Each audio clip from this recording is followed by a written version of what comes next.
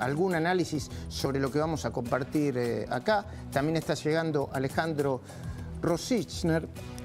Yo los invito a hacer un análisis un poquitito más profundo que los habituales, que hacen, en general, colegas muy prestigiosos. Los invito a que nos preguntemos por qué prevalece Milei. Los analistas clásicos se siguen preguntando, yo diría un tanto desorientados, ¿por qué prevalece Milei a pesar de las reacciones que a veces los muestran intolerantes y sus rasgos a los que estos analistas presentan como autoritarios? Yo creo que se les podría responder con el tipo de reflexión que le hizo hace unos años su estratega de campaña, James Carville, a Bill Clinton, cuando le dijo la economía, estúpido. Bueno, fue durante las elecciones que le ganó George Bush padre, pero adaptadas al siglo XXI. Se les podría decir, es por los resultados de la macroeconomía y su fuerte discurso anticasta, estúpidos. Eso explica por qué Milei prevalece. Mirá lo que dijo hace unos días en Córdoba, en la Fundación Mediterránea. Se terminó la Argentina de la casta, llega la Argentina de los hombres libres que van a ser prósperos. Muchas gracias, que la fuerza del cielo nos acompañen y ¡viva la libertad, carajo! ¡Viva la libertad, carajo! ¡Viva la libertad, carajo! Muchas gracias. Y dale con la casta, y dale con la casta. Lo impuso. ¿Por qué Milei prevalece? Por la eficacia de la narrativa oficial. Yo diría, frente a la incomodidad y la perplejidad de parte de la oposición en general, y de los formadores de opinión tradicionales en particular. Se consolida Milei de tanto repetir, y repite, conceptos como el déficit cero no se negocia, o la motosierra avanza sin piedad. Porque es propio de Milei. Y escuchen esto, quizá algunos no le prestan atención, con sus casi 3,5 millones de seguidores en ex Twitter, su principal y más exitoso propagandista. Ningún presidente fue tan propagandista de sí mismo como Milei.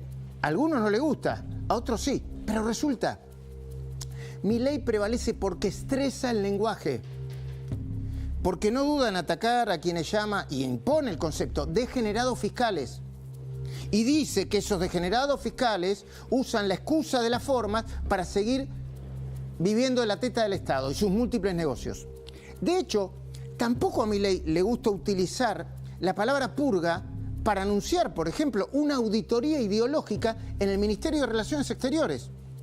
Por otra parte, sus soldados, la gente que está cerca de él, piensan y hablan como él. Ayer, sin ir más lejos, Manuel Adorni defendió ante Mirta Legrand, y sin ponerse colorado, el uso de la mala palabra presidencial. Y lo hizo de una manera inteligente, en comparación con el peor gobierno de la historia reciente, de Alberto Fernández, Cristina Kirchner y Sergio Massa. Igual había tal vez presidentes que no tenían esa mala palabra cada tanto. Que eran rata, ¿no? O que no le... No, pero la verdad que me molestó más que me encierren un año y medio, que le dejen sin escuela a mis chicos, que generen un 50% de pobres, que vacíen el Banco Central, que destruyan el sistema energético, que nos aíslen del mundo. Se imaginará, criticamos que se abracen con Chávez, que se abracen con Maduro, que se abracen con los Castro. Sí. Y la verdad que hay cosas que me molestaban más que una palabrita mala de vez en cuando. Narrativa interesante, efectiva. Y fíjate vos, mientras tanto, en simultáneo, su segundo, el subsecretario de Prensa de la Presidencia, Javier Lanari, mezcló en un posteo breve y conciso las buenas noticias de la semana con la propaganda oficial. Mirá, resumen de la semana, fin de la recesión K, inflación abajo del 3%, motosierra a casta diplomática, blanqueo de 20.000 millones de dólares, liquidación récord del campo, los bonos y las acciones de las empresas argentinas que cotizan en New York, más del 33%, avioneta narco secuestrada, auditorías a universidades, devolución de cafetera y Dibu banca Milei. Mira todo lo que mezcló. A ver, yo lo describo, para que se entienda bien, a este gobierno no le importa tanto la precisión del dato. A la mayoría de la sociedad tampoco. No le importa, por ejemplo, que todavía la inflación por debajo del 3% no se haya confirmado. Hay altas posibilidades de que sea así, pero no se confirmó. Tampoco le inquieta que se diga que la amenaza de la motosierra a la casta diplomática haya sido usada para justificar el intempestivo despido de la canciller Diana Mondino.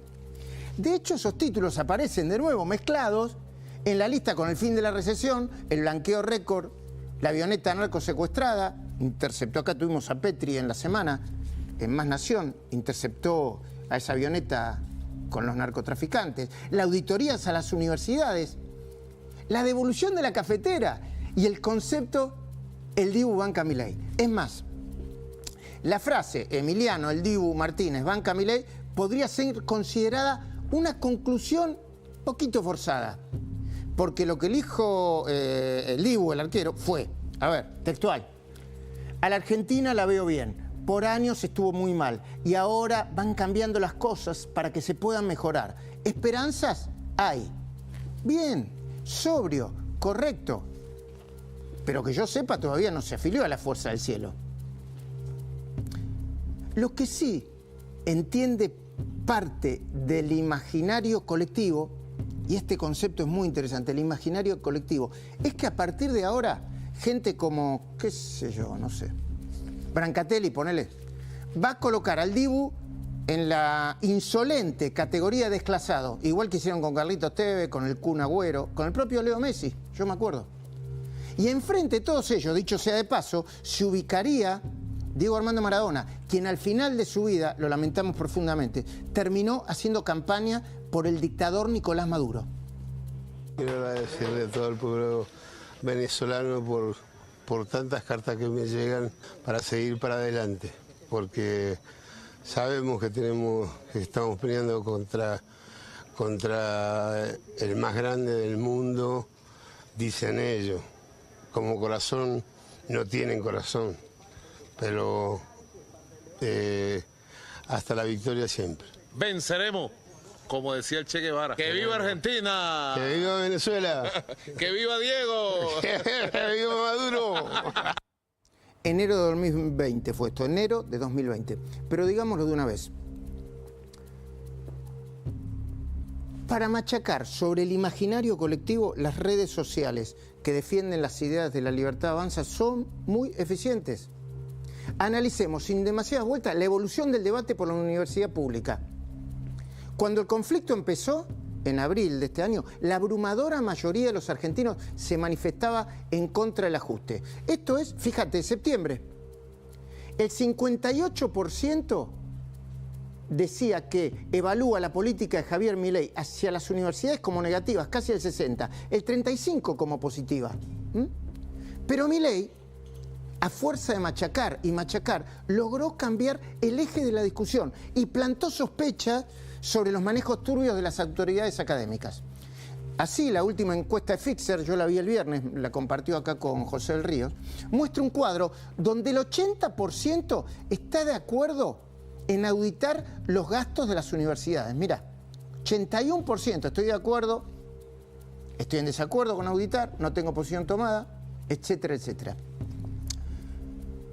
Pero tenemos que ser sinceros, tampoco los analistas clásicos sabemos interpretar cómo pudo haber recibido una buena parte de la sociedad, adivina qué, la colorida historia de la cafetera. ¿Conocen la historia de la cafetera? Acá en el piso sí la conocen.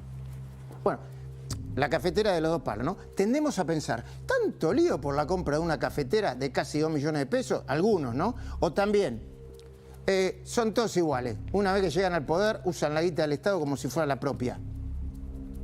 Pero el gobierno volvió a sorprender cuando la ministra de Capital Humano, Sandra Petovelo, le pidió la renuncia a la funcionaria que mandó a comprar la cafetera, la subsecretaria de Gestión Administrativa de la Secretaría de la Niñez, Adolescencia y Familia, que se llama Constanza Casino. Y no solo eso, también mandó a devolver la cafetera con el correspondiente documento de video incluido. Mirá.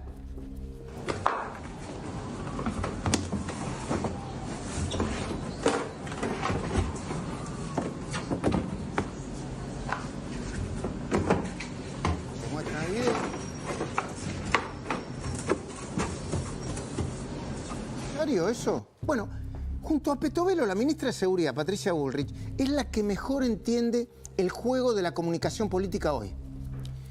Bullrich es considerada, junto con el propio Milei, una talibán entre los ministros del gabinete. Y ella hace horas dio una interesante explicación para entender, a través del símbolo de la cafetera, cómo funciona el planeta Milei. Escucha, mira. Esos son ejemplos. Y los ejemplos es lo que mueve montañas. Entonces, cuando los funcionarios ven que por comprar una cafetera te echan... Una cafetera de 2 palos, ¿no? Ninguno va a comprar una cafetera. Claro.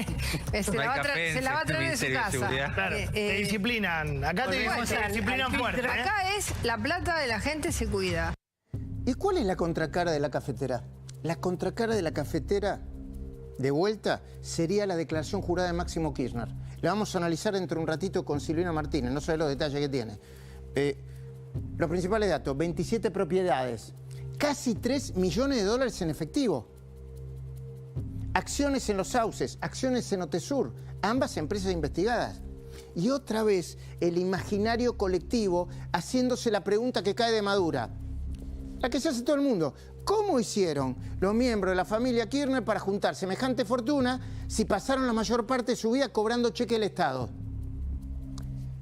Siempre, desde hace años, apareció como insuficiente la famosa frase de Cristina: soy una abogada exitosa. De Argentina también, y también me siento muy privilegiado de poder ser uno de los pocos argentinos que puedo hacerle preguntas.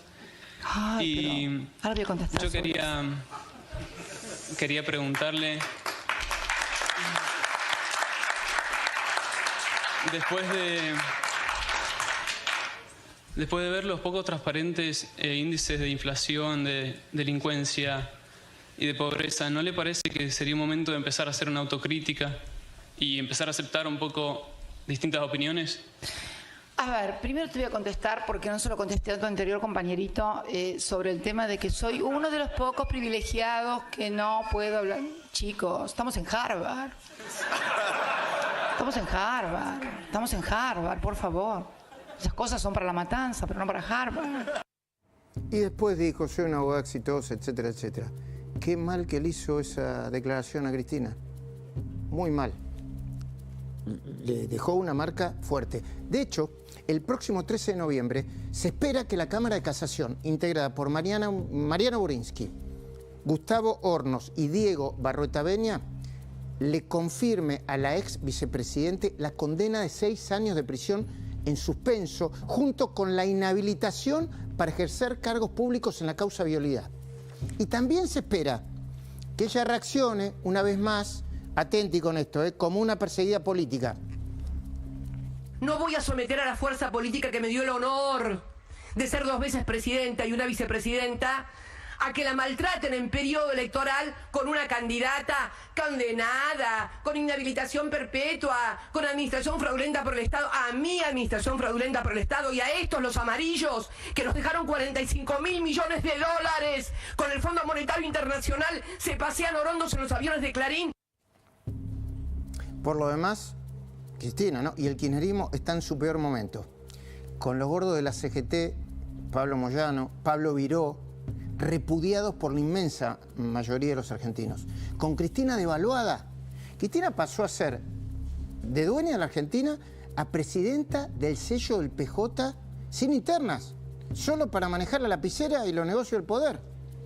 Con los chicos grandes de la cámpora asediando a Axel Kicillof, mientras Kicillof finge demencia.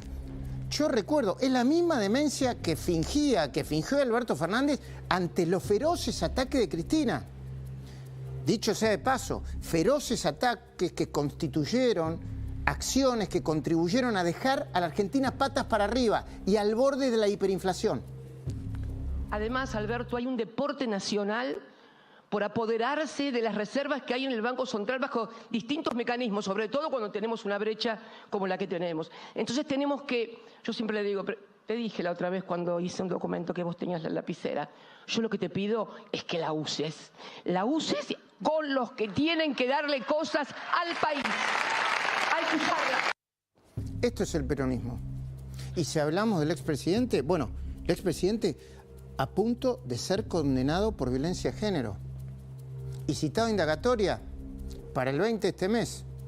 Ya sabes, en la causa de los seguros, recién lo escuchaste a Nico Pizzi, donde un grupo de cooperativas se habrían quedado con más de 17 millones de dólares a través de contratos direccionados por el mismo Alberto Fernández.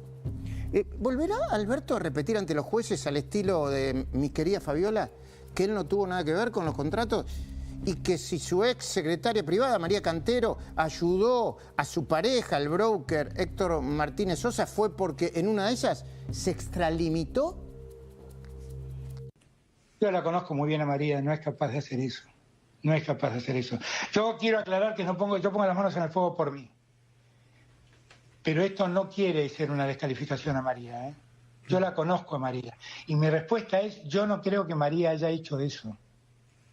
Como ella insistió en decir que le habían dicho que lo había hecho, dijo, bueno, si es que lo hizo, entonces se extralimitó.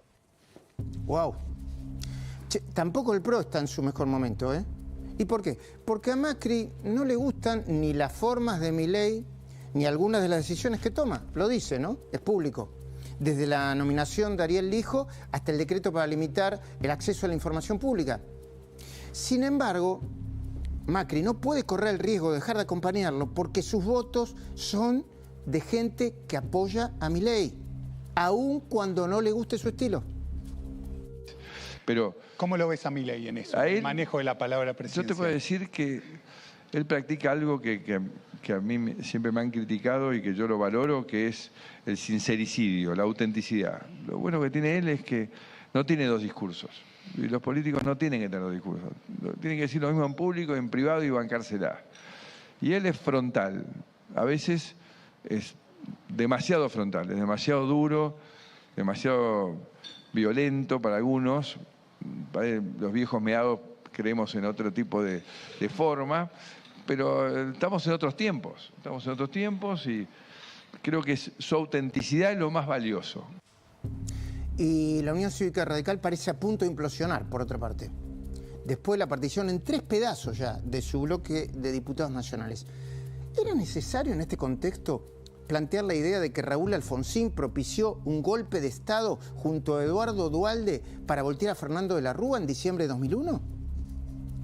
También teníamos indicadores sociales que eran peores que los que había en diciembre del 2001, previa caída de la convertibilidad y el golpe de Estado impulsado por Duhalde y Alfonsín, que paradójicamente Alfonsín, lo muestran como el padre de la democracia, siendo que fue partidario de un golpe de Estado, pero que evidentemente especificarle la deuda a Clarín hizo mostrarlo como un héroe. Interesante. Le adjudican a Napoleón Bonaparte haber dicho, cuando tu enemigo esté ejecutando un movimiento en falso, nunca lo interrumpas. Pero Milei no sigue los manuales clásicos de la estrategia para la guerra.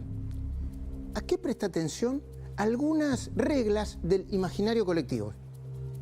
Porque, y esto es una opinión personal e información, porque Alfonsín no propició un golpe de Estado para voltear a de la Rúa, pero sí le hizo la vida imposible para que le fuera mal. Un desastre de la Rúa como presidente, ¿eh? Pero esa es la verdad. Y a Duhalde tampoco se lo puede considerar un golpista clásico. Sí se lo puede recordar como una especie de cruzado contra la convertibilidad y como el padre de la especificación asimétrica, una medida que permitió a muchas grandes empresas licuar sus deudas en dólares. Especificación de la que se benefició, dicho sea de paso, Néstor Kirchner durante la primera parte de su gobierno. Muchos de los que empujaban la desestabilización en ese momento, lo que querían era el abandono total de la convertibilidad y sobre todo lo que fue después la barbaridad de especificar compulsivamente todos los depósitos y todos los préstamos. Una vez que asumió Duhalde, sí, a ver, termine. Duhalde no quería especificar. Dijo, conmigo, los que depositaron dólares van a recibir dólares, los que depositaron pesos van a recibir pesos. Y eso era totalmente factible. El plan era otro. A mí me lo habían contado y yo los había sacado vendiendo almanaques de mi despacho. El plan era especificar. ¿Por qué? Porque de esa forma, todos los que estaban endeudados en dólares, las grandes empresas, las que representaba de Mendiguren, iban a licuar sus pasivos. Es decir, si debían 300 millones de dólares, van a poder pagar 100 millones de dólares. A ver, Domingo. Y durante la semana mucho se discutió sobre esto. ¿Y qué hizo el presidente? Ya pasó otro tema. A ver, por ejemplo, miren su cuenta de ex, sugiriendo que detrás del asalto, esto es de hora, a las oficinas de la Unión Cívica Radical hay algo que huele a podrido. Ahí tenés.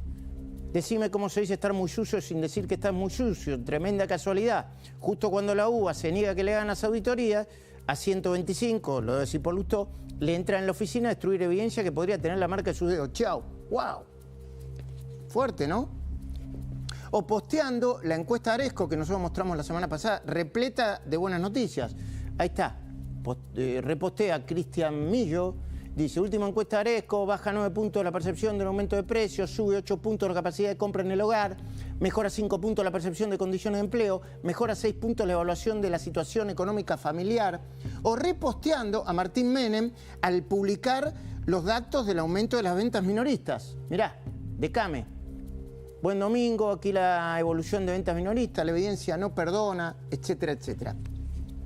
Y todo esto mientras señala con su dedo acusador a políticos, empresarios, sindicalistas, medios, periodistas, en una especie de loop desenfrenado en el que muchas veces, lo digo con todo respeto por la investidura presidencial, pero no me canso de decirlo, pagan justos por pecadores. Está viviendo Milei una etapa de euforia personal basada en su convicción de que no solo la inflación va a seguir bajando, sino que la recesión ya terminó y que la economía va a empezar a crecer con fuerza a partir del año que viene. Está pensando el jefe de Estado no solo en ganar la elección de medio término, sino en consolidar un modelo económico que perdure, qué sé yo, durante los próximos 20 o 30 años. O se lo podría considerar un loco, entre comillas, ¿eh? A él no le molesta que le digan loco. Al que no le importa nada, más que cumplir, dice, con el trabajo que tiene que hacer, sin especular con el vuelto que le venga. No ahora, sino cuando su poder empiece la etapa del declive. Empezaron a cuestionar la calidad del ajuste y la realidad es que el 90% es motosierra y el 10% solo es licuadora. No solo eso, sino que además que no lo íbamos a poder sostener y febrero de vuelta tuvimos superávit financiero y que no lo íbamos a poder sostener en marzo y en marzo volvimos a tener superávit financiero y lo volvimos a tener en abril y lo volvimos a tener en mayo. Es decir, el déficit cero no se negocia de ninguna manera. Es decir, me van a tener que sacar muerto de la rosada para lograr quebrar el déficit fiscal.